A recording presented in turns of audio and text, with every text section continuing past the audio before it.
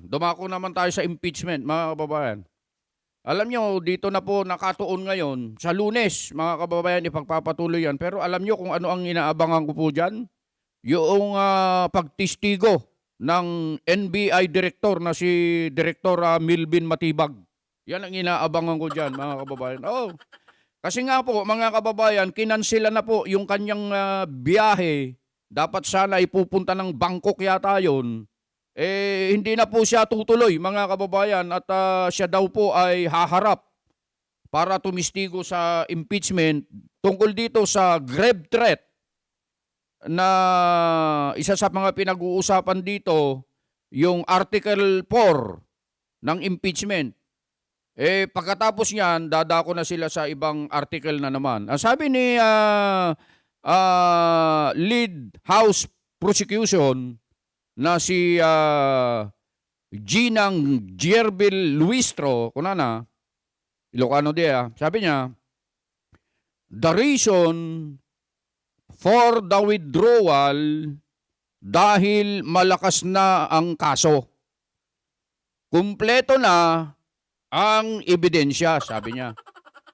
Mga kababayan, parang mayroon yatang mali rito. Oo. Bakit po sinabing mali?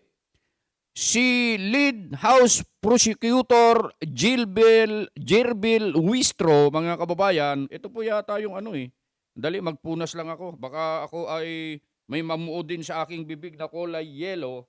Pupunasan ko lang po. Pero hindi po sa bibig, dito sa ilong. Ako po kasi ay sinisipon.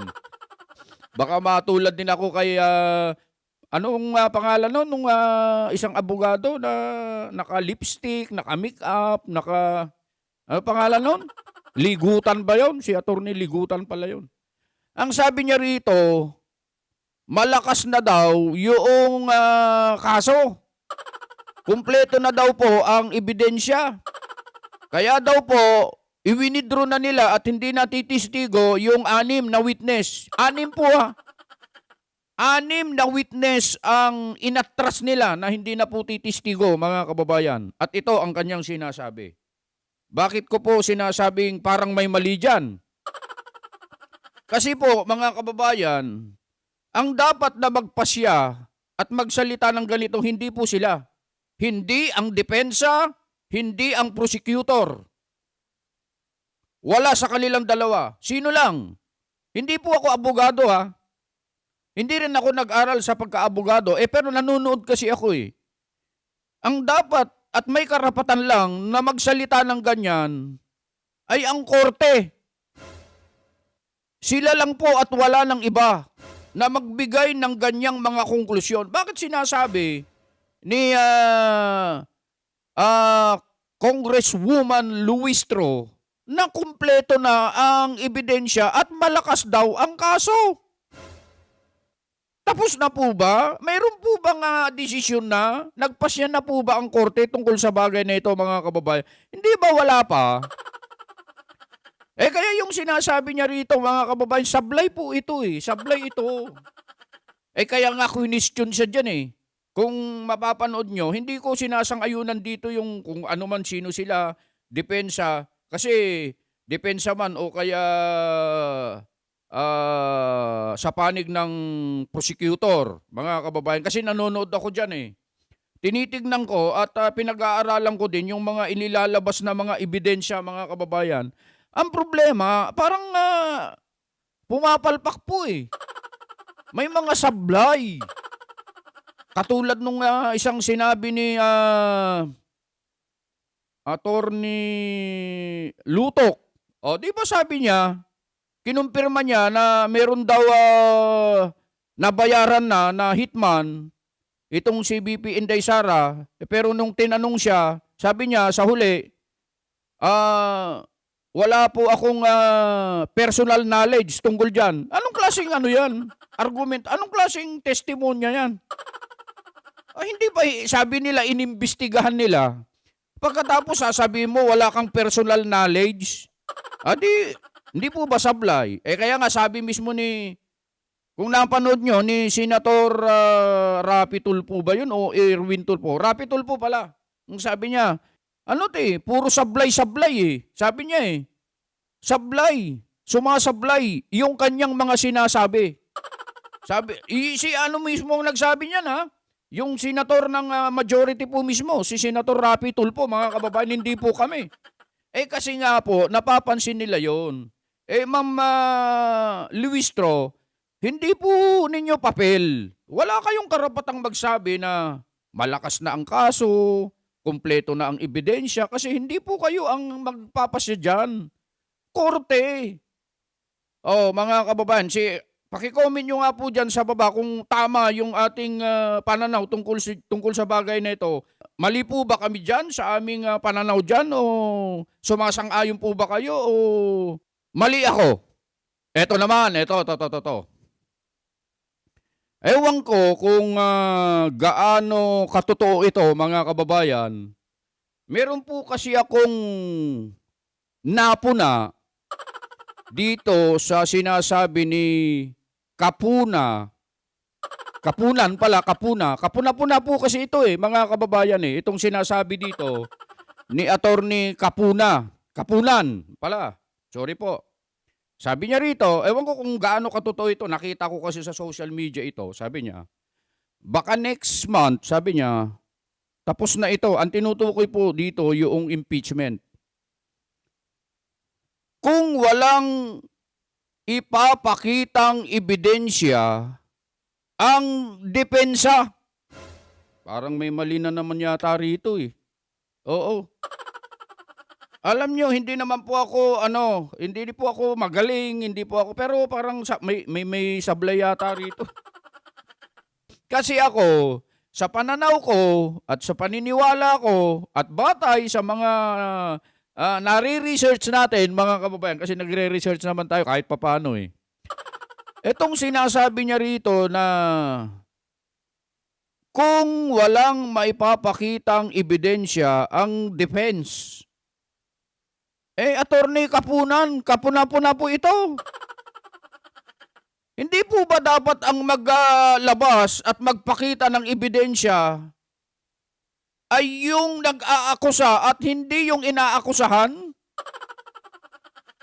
Tama po ba o tama, mga kababayan? Ang dapat na maglabas, magpakita ng ebidensya, hindi yung inakusahan, kundi yung nag-aakusa.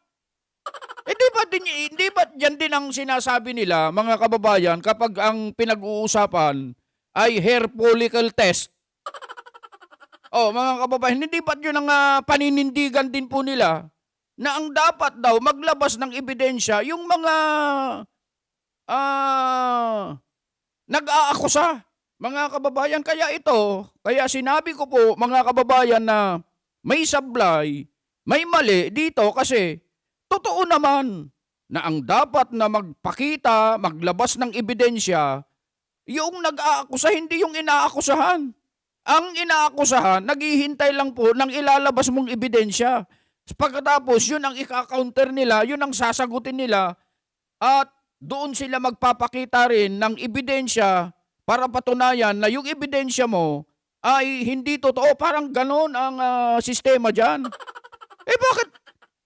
Ang nakikita natin tuloy dito, mga kababayan, hindi ko naman pinangungunahan ito dahil sa hindi naman ako abogado. Wala naman akong alam dyan. Ako ay nanonood lang at nagre-research, pakonti-konti.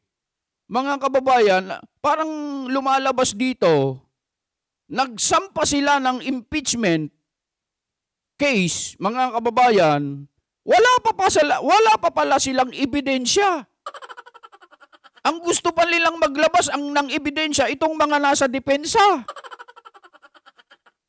Meron ba namang ganyan naman?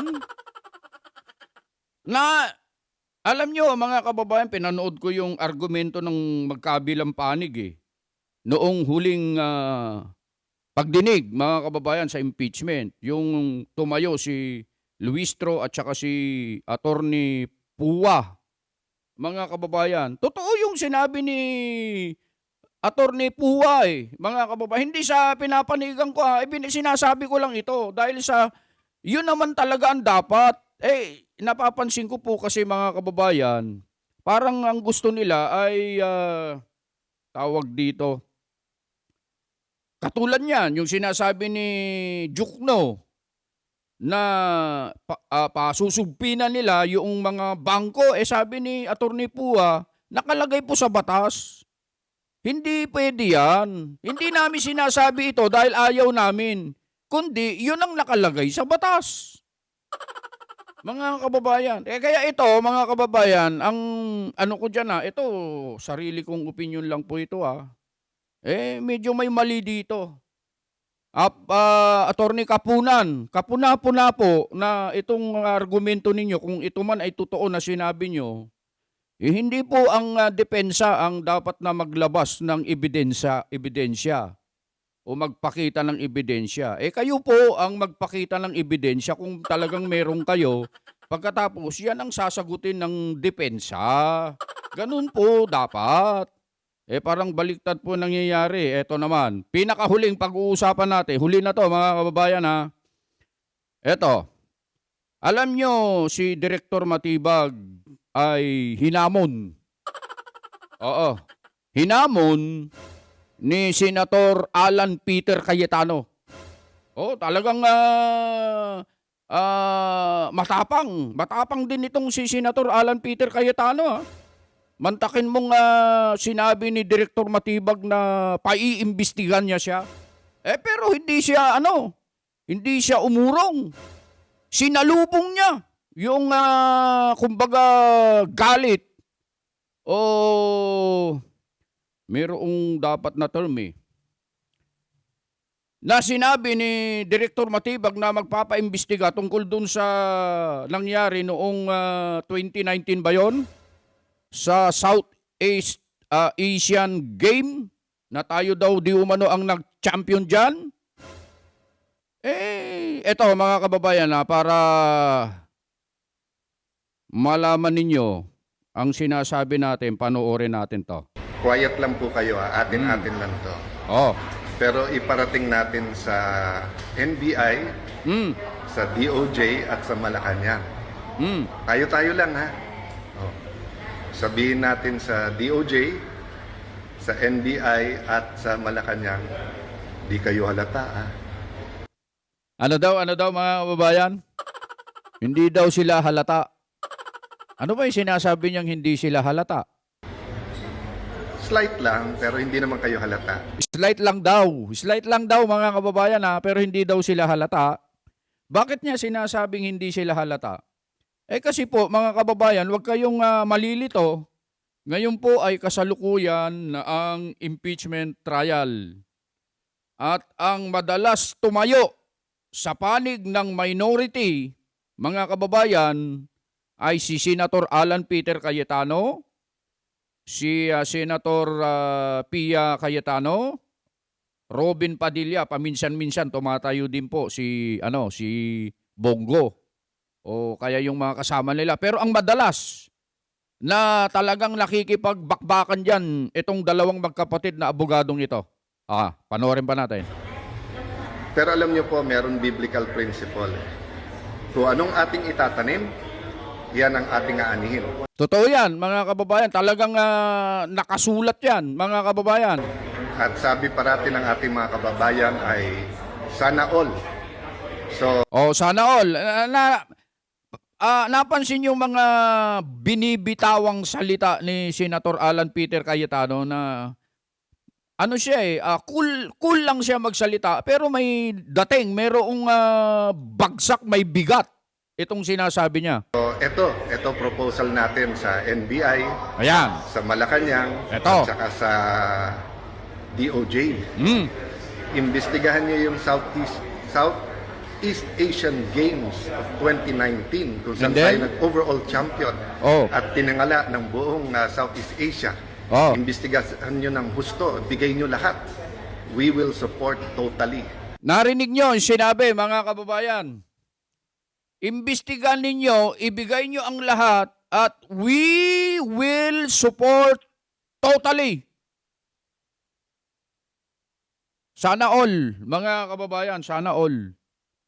Alam nyo kasi, mga kababayan, ito sinasabi ni Senator Alan Peter Cayetano na we will support. Sana ganyan din sila, doon sa investigasyon sa flood control na isinagawa nila nung sila pa ang nasa majority. Ganito, kapag ganito sana lahat ang pananaw at sinasabi ng mga senador, matagal nang tapos ang tungkol dyan sa flood control, mga kababayan, sa totoo lang. Oo, sa totoo lang. Pero, itong sinasabi niya, maganda ito. Panoorin pa natin.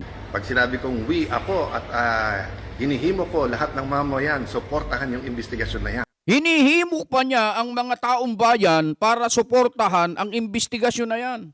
Mga kababayan, hindi katulad nung sa kabila na mag-move on na tayo. Marami tayong dapat gawin na pag-usapan. Ay hindi lang yan flood control, kalimutan na natin yan. Alam nyo at kilala nyo kung sinong senador yung nagsabi noon, mga kababayan? Tuloy natin. Tapos, ako naman, 10 ng aming mga kasama na ngayon ay nasa minority, imbestigahan naman namin ang flood control. Yun ang buwelta na mabigat, mga kababayan. Yun ang buwelta na mabigat. O sige, imbestigahan ninyo ang SEA Games. Iimbestigahan din namin ang flood control. Iyan ang mabigat dyan, mga kababayan. Sa palagay nyo, kakasakaya? Kakasakaya ang administrasyon dito sa sinabing ito at hamon ni Senator Alan Peter Cayetano?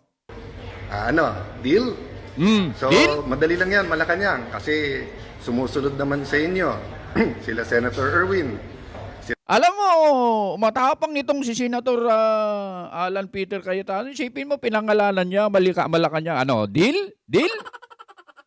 Parang parang naghahamon lang ng Isipin mo, deal? Malacanang, ha?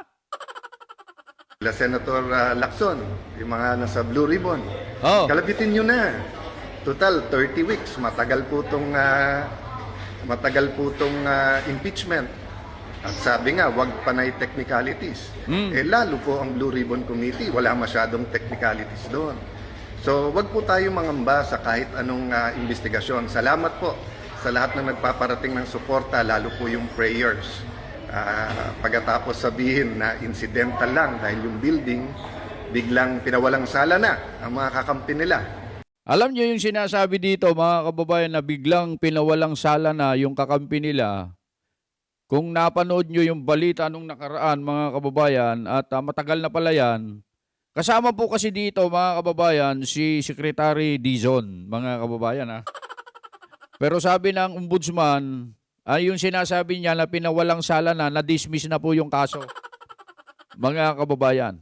Kasama po nila Tapos sinabi ng DOJ, tama yung investigasyon na yan. Tapos ang Malacanang, naimbestigahan na daw yung sekretary nila, pero ako daw, hindi pa. Okay lang. Imbestigahan natin lahat. Pero hindi naman siguro bad words ang flood control. Ang bad words ay cover up. So, hindi bad words ang flood control. Ang bad words ay cover up. Kilala na po natin yan, mga kababayan, kung sino-sino. Yung mga nagsagawa at gumagawa ng cover up dyan, mga kababayan. Paano mo mahahalata na cover up? Hindi pinatatawag yung mga sangkot dyan. Yung mga binanggit dyan sa investigasyon na nabigyan ng mali-malitang pera, karton-karton, hindi pwedeng ipatawag yan, Meron tayong kwan dito. Isinasaalang-alang na interparliamentary courtesy dito, Hindi pwede yan. Kung pupunta sila, ay pupunta sila. Kung ayaw nila, wala tayong magagawa. Kilala niyo kung sino mga nagsasabi niyan, mga kababayan, So, tamang-tama, magsosona na ulit. Bigyan natin ng pwedeng pag-usapan ang mahal natin Pangulo na tunay na mga pangyayari. Yun, bigyan natin ng papapag-usapan, matatalakay sa SONA yung mga tunay na mga pangyayari. Yun ang malupit doon.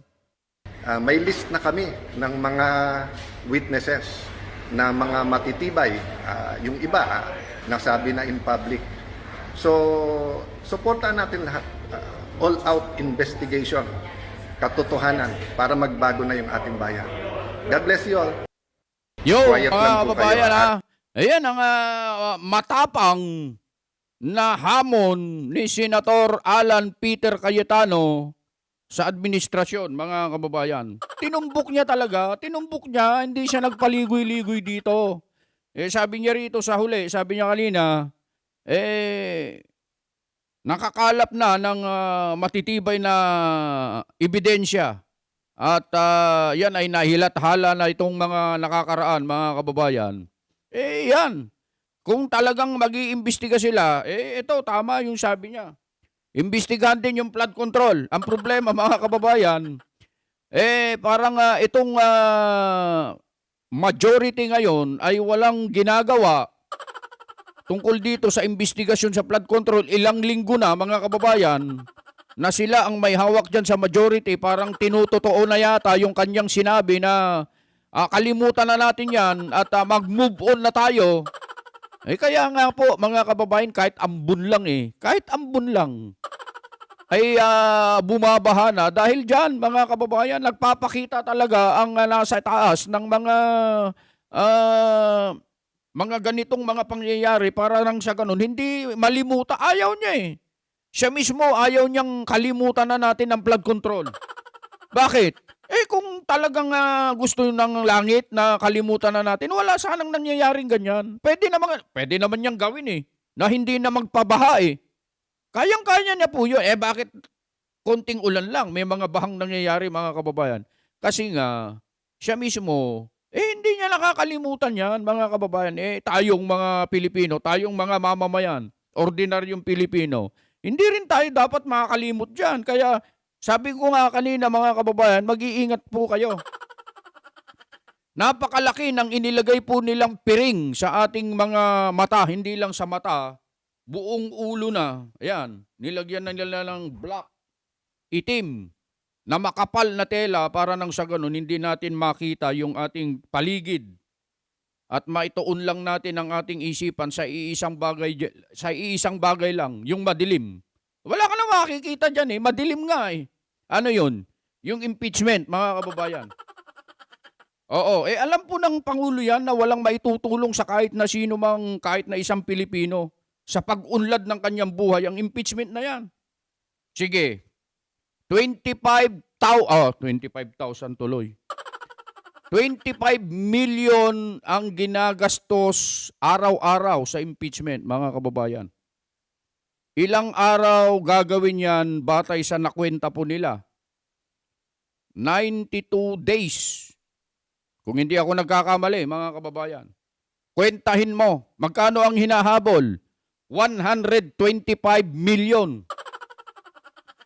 Ang gagastusin dyan, mga kababayan, hindi ko pa idinadagdag dito yung damit ni Congresswoman Luistro na sa tuwing impeachment ay naka-Pilipiniana ng iba't ibang kulay, mga kababayan iniisip ko nga, mga kababayan, sa loob ng 92 days, mga kababayan napakarami. Kaya paldo paldo yung supplier niya. Paldong-paldo yung supplier niya ng damit niya, mga kababayan. Sipin mo, 92 days na iba't ibang klase ng damit, puro Pilipiniana yan, mga kababayan. Oo. Alam nyo, ang gagastusin dyan, mga kababayan, 2.3 billion. Ayan, ang gagastusin dyan. Ang hinahabol ay 125 lang. O kaya ang sabi pa nga ni Luistro, hindi 125, 600 plus yata. Mga kababayan, ginusto nila, nag-go sila na gumastos ng 2.3 billion, mga kababayan,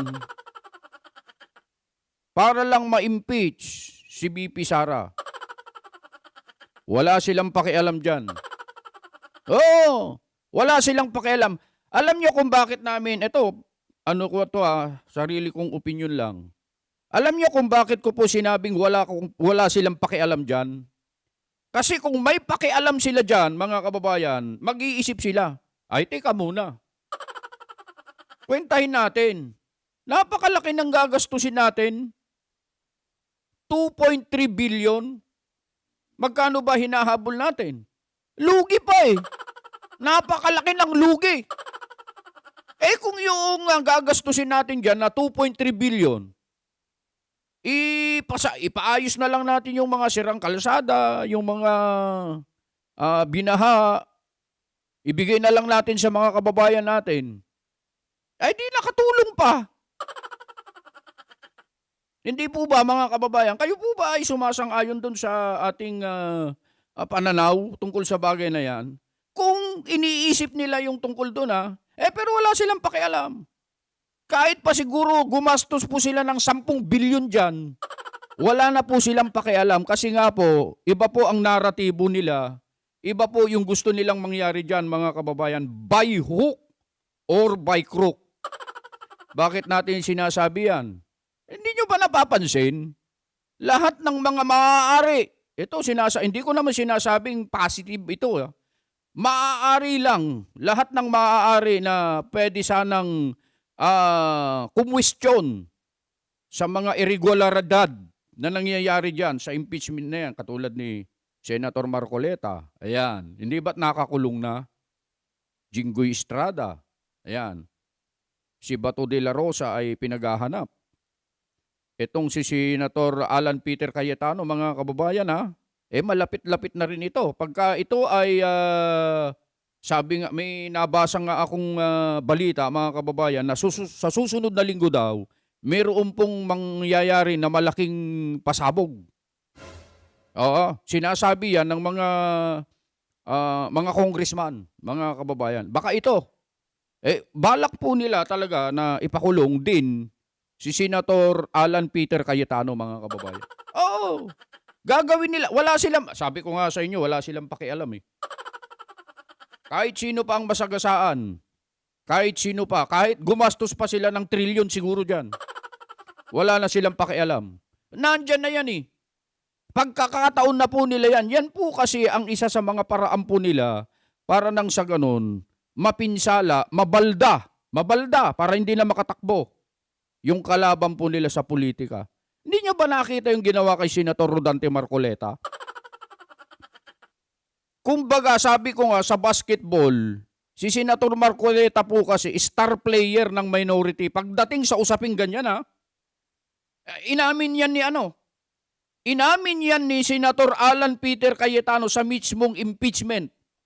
Ano sabi niya? Nahihirapan po ako kasi wala si Senator Marcoleta.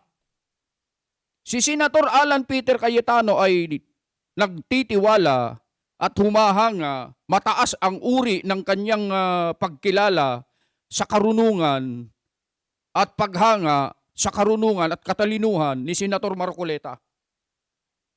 Ay yung ano ngayon ang ginawa nila? Hindi ba ginawa nila lang kung ano-ano?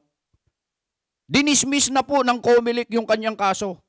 Bakit nagtuloy pa? Bakit ipinilit ng ombudsman na i-file yan sa Sandigan Bayan? Kasuhan ng plunder. Pagkatapos inisyuhan ng warrant, ikinulong. Si Senator Marcoleta po kasi, mga kababayan, ang pinakamalakas na player.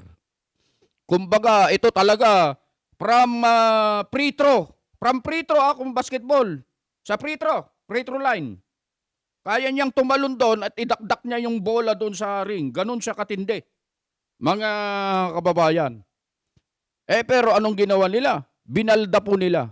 Sa papanong paraan, ikinulong para hindi siya makapaglaro. Iyan ang dahilan, mga kababayan. Kaya inuunti-unti po sila.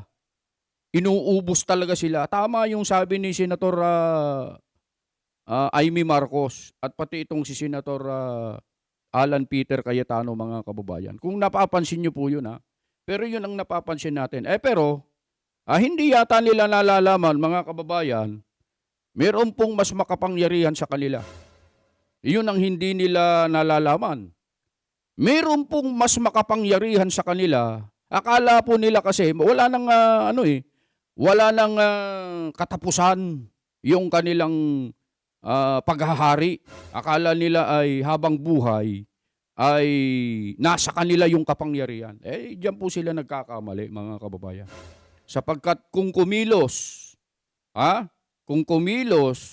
yung pinakamakapangyarihan sa lahat, kahit sino ka pa, kahit nasaan ka pa, sa isang iglap, magbabago ang lahat, mga kababayan. Yun ang hindi nila nalalaman.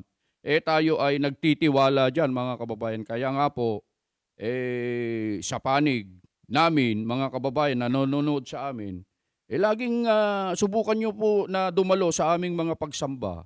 Yung mga hindi pa po INC na nanonood po sa amin sa pagkakataong ito. Sa bawat pagsamba po namin, lagi po naming ipinapanalangin na sana basbasan ang bansa natin. Oo. At maging ang mga namiminuno, mga kababayan. Inaamin po namin yan. Lagi namin idinadalangin. Pagkatapos itong mga napakarami pong mga kung ano-ano nang uusig sa INC, kung ano-ano ang sinasabi nila, mga kababayan. Hindi po sila dapat magpasalamat pa dahil sa mayroong tumitindig na isang relihiyon katulad ng Iglesia ni Cristo para ipaglaban ang kapakanan ng lahat. Hindi kapakanan lang ng kahit na sino. Lahat. Kasama po kayo dyan, mga kababayan. Tulungan nyo po kami. Magtulungan tayo, mga kababayan, kasi kung watak-watak tayo, alam niyo yung walis tingting, subukan mo magwalis isa lang. Mahihirapan, walang mangyayari. Pero tumpukin mo yung walis tingting na yon sa iisa, sama-sama. Maraming magagawa yan, mga kababayan. Ganyang katindi, ganyang kahalaga ang pagkakaisa. Kaya sumama kayo, mga kababayan, pagka may mga ganyang pagkilos, nilalabanan ang korupsyon, katiwalian sa ating bansa. Yung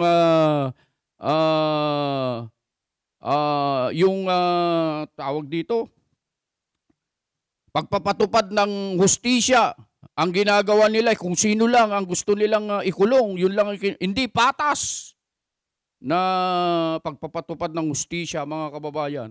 Yan ang nilalabanan po natin. Ayun, mga kababayan, napahaba tayo. Salamat po sa inyong pagsama sa amin sa aming live ngayong araw na ito. At patuloy po kaming bumabati po sa inyo kahit nasaan man po kayo, lalong-lalo na sa ating mga kababayan na nandiyan po sa ibayong dagat, mga kababayan namin dyan sa abroad, mga OFW na patuloy na sumusubaybay, sumusuporta sa ating munting programa. Maraming salamat po sa inyo, sa ating mga kababayan Luzon, Visayas at Mindanao. Ano man po ang inyong ginagawa at nasa man po kayo, lagi namin sinasabing, lagi po kayong mag-iingat.